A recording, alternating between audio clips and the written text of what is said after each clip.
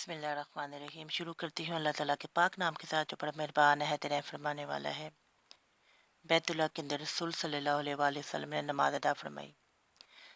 رسول صلی اللہ علیہ وآلہ وسلم، حضرت اسامہ بن زید رضی اللہ تعالیٰ عنہ، حضرت بلال رضی اللہ تعالیٰ عنہ اور حضرت عثمان بن طلحہ حجبی رضی اللہ تعالیٰ عنہ چاروں کعبہ شریف میں داخل ہوئے تو رسول صلی اللہ علیہ وآلہ وسلم نے دروازہ بند کر لیا۔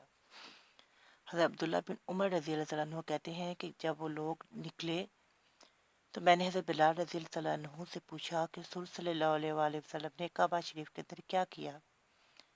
تو انہوں نے کہا کہ آپ صلی اللہ علیہ وآلہ وسلم نے ایک کھمبا ستون اپنے بائیں طرف کیا، 2 کھمبے اپنے دائیں طرف اور 3 کھمبے اپنے پیچھے۔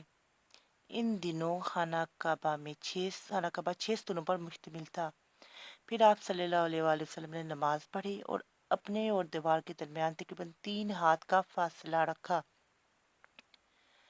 رسول صلی اللہ علیہ وآلہ وسلم، حضرت اسامہ بن زید رضی اللہ تعالیٰ عنہ، حضرت بلال رضی اللہ تعالیٰ عنہ اور حضرت عثمان بن طلحہ حجبی رضی اللہ تعالیٰ عنہ چاروں خانہ کعبہ میں داخل ہوئے تو رسول صلی اللہ علیہ وآلہ وسلم نے دروازہ بند کر لیا۔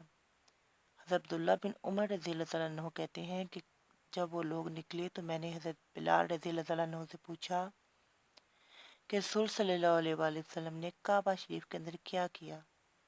تو انہوں نے کہا کہ آپ صلی اللہ علیہ وآلہ وسلم نے ایک کھمبا ستون اپنے بائیں طرف کیا، 2 کھمبے اپنے دائیں طرف اور 3 کھمبے اپنے پیچھے۔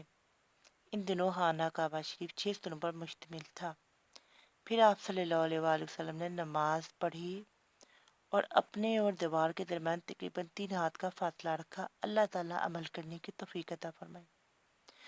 دعا ہے کہ اللہ تعالیٰ ہمیں ہر شر اور ہر بیماری سے اپنے حفظ و امان میں رکھے اور اپنے فضل و کرم سے ہماری جولیوں کو خوشیوں سے بھر دے۔ آمین ثم آمین یا رب العالمین۔